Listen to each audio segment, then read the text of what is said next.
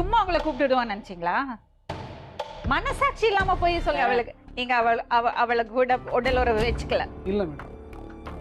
சொல்லுங்கம்மா. நான் வந்து வீட்டு வேலை செஞ்சுட்டு இருந்தேன் மேடம் சென்னையில். அவன் பேர் வந்து ஆரைக்கு அன்பரசன். ஃபோன் பேசுகிறப்போ எங்களுக்குள்ள ஒரு பழக்கம் ஏற்பட்டுச்சு மேடம். அவங்க இடத்துக்கு நான் போனேன், அவன் இருந்த இடத்துக்கு நான். இல்லை புரியல.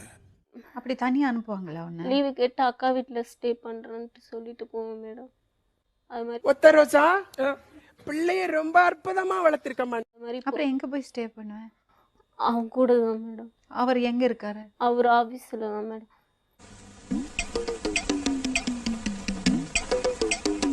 அவனுக்குன்னு ஒரு ரூம் கொடுத்துருக்காங்க மேடம் மேலே. அப்ப யாரும் திட்ட மாட்டாங்களா அங்க போய் ஸ்டே பண்ணா? இல்லை தெரியாத மேடம். வர்ற மாதிரி தப்பு இல்லையாம்மா? அதெல்லாம் செய்யலாமா? அப்படி என்ன கட்டுப்பாடு இல்லாம ஒரு வாழ்க்கை? அவ்வளவு வெறி மாப்பிளைக்கு. சொல்லுமா. அப்புறம் வந்து அந்த மாதிரி நான் கன்சீவ் ஆகிட்டேன் மேடம். கன்சீவ் சொல்லிட்டு நான் கிளம்பி சென்னைக்கு வந்துட்டேன் மேடம். சென்னையில் வந்து எங்கள் அக்கா வீட்டில் இருந்தேன். ஓ அப்படியா விஷயம்? உங்கள் அக்கா வீட்டில் நீ இருக்கல, நீ உங்கள் அக்கா கிட்ட எதையும் சொல்லாத, நான் தான் இதுக்கு காரணம்னு நீ சொல்லாத. தெரியுமா எதுக்கு வந்தேன்னு சொன்னேன் அக்காட்ட? நான் சொன்னேன் மேடம். என்ன சொன்னேன்? இந்த மாதிரி நான் மாசமா இருக்கேன், இதுக்கு காரணமானவங்களை மட்டும் நான் அவனை காட்டியே கொடுக்கல, நான் மாசமா இருக்கேன்னு மட்டும் தான் சொன்னேன் அவங்ககிட்ட. அந்த பையனோட எனக்கு எப்ப கல்யாணம் ஆயிடுச்சு? யாரோட? எங்க அத்தை பையனோட. என்னங்க எனக்கு ஒண்ணுமே புரியல. அதுதானப்பா எனக்கும் புரியல. அவனோட கல்யாணம் ஆனதும் அவன்கிட்ட எந்த ஒரு பழக்க வழக்கமும் வச்சுக்கலன்னா அவன் வீடு வீடா சொல்ல ஆரம்பிச்சிட்டான். எனக்கு இல்ல புரியல. அந்த ஒரு கல்யாணம் ஆன ஒரு 10 நாள்லயே அவங்களுக்கு வந்து இடத்துல வந்து கிழிச்சிருச்சு மேடம். என்ன கொடுமை சரவணன். அதுக்குள்ள வந்து தையல் போட்டிருந்தாங்க. அதனால எனக்கு அந்த தொல்லைலாம் எதுவும் இல்லை. அதனால கொஞ்ச நாள் அந்த இடத்துல நிம்மதியா இருந்தேன். அந்த இதெல்லாம் ஆறின பிறகு அதுக்கப்புறம் பிரச்சனை பண்ண என்கிட்ட ஆரம்பிச்சாங்க. அதனால எல்லாம் தாங்கிக்க முடியலன்னு நான் வீட்டை விட்டு கிளம்பிட்டேன். அந்த மாதிரி எனக்கு உடம்பு சரியில்லை, நான் ஆஸ்பத்திரி போயிட்டு வரேன் அப்படின்னு சொல்லிட்டு நான் கிளம்பி வீட்டை விட்டு வெளியே வந்து எங்க அக்கா வீட்டுல வந்து இருந்தேன்.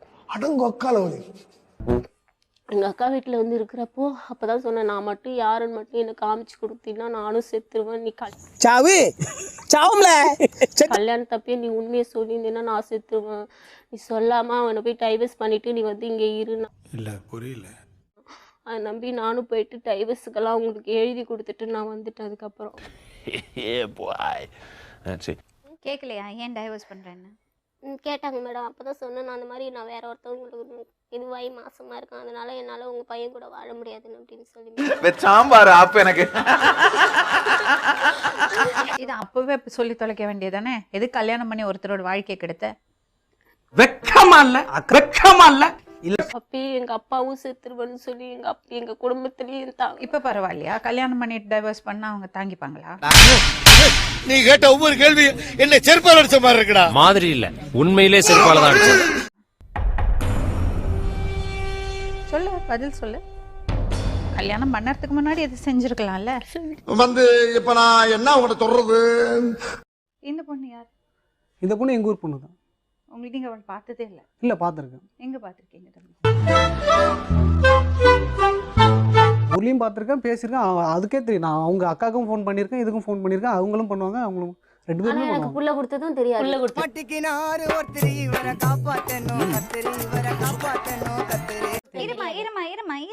இருமா அவர் சொல்லட்டுமேமா, அவர் தரப்ப சொல்லட்டும். நீங்க சொல்லிட்டீங்க, கொஞ்சம் பொறுமையா இருங்க.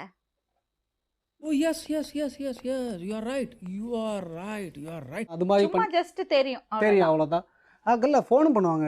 அவங்க ஹஸ்பண்ட் வந்து புழல் ஜெயிலில் இருந்தார். இது நம்ம லிஸ்ட்லயே இல்லையே. அப்போ வந்து அவங்களுக்கு நான் தான் ஹெல்ப் பண்ணேன். அவங்க ஏன் ஜெயிலில் இருந்தாருமா? இல்லையே மேடம், அவன் போய் சொல்றான்.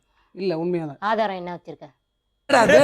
அவன் போய் சொல்றான். ரெஃப்ரி அவன் போய் சொல்றான். மனசாட்சி தொட்டு சொல்லுங்க. இந்த பொண்ணு உங்களுக்கு தெரியாது? தெரியும் மேடம். ப்ரூவ் பண்ணவா? நீங்க உங்க வீட் உங்க ரூம்ல கொண்டு போய் அவளை தங்க வச்சதை ப்ரூவ் பண்ணவா? எது நாகார்ஜுனாவா? விளையாடுறீங்களா? முட்டாள் நினைச்சீங்களாங்களா? வந்து இப்ப நான் என்ன உங்கள்கிட்ட சொல்றது? சும்மா உங்களை கூப்பிட்டுடுவான்னு நினைச்சீங்களா? மனசாட்சி இல்லாம போய் சொல்றீங்க. சோலி முடிச்சு. நீங்க அவளை கூட உடல் உறவு வச்சுக்கல. இல்லை மேடம்.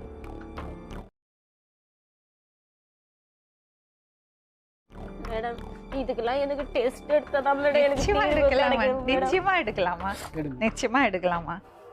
என்ன சமாளிக்கவே முடியல. நான் கல்யாணம் பண்ண கூட கூட ஒரு நாள் கூட இருந்ததில்ல மேடம். முழுக்க இவ கூட தான் மேடம் இருந்திருக்கா. அதனால இது எந்த இடம் சொல்லுமா, அந்த இடத்துக்கு போவோம். இப்ப என்னடா பிளான்ல இருக்கு நீ? அங்கதானே அந்த ரூம், அந்த கம்பெனி பேர் என்னது? கம்பெனி பேர் தெரியல மேடம். ஆனா உனக்கு இடம் தெரியும். இடம் தெரியும் மேடம். மாட்டிக்கினாரு ஒருத்தர் இவரை காப்பாத்தணும் கத்திரி இவரை காப்பாத்தணும் கத்திரி. தயவு செஞ்சு உண்மையை சொல்லுங்க ப்ளீஸ். ஏன்னா டெஸ்ட் எடுங்க மேடம். டெஸ்ட் எடுத்தா கிளியரா ப்ரூவ் ஆயிடுமா? Prove அது ஆயிடும் வேற madam. விஷயம். வாய்ப்பில்லை ராஜா, வாய்ப்பு கிடையாது. ஏன்னா 4 பேர் சொல்றாங்க மேடம். தம்பி இன்னொரு வாட்டி 4 பேர் சொன்னீங்கன்னா எனக்கு நிஜமா கட்ட கோவம் வந்துடும். சத்தியமா அதை நான் சொல்லல.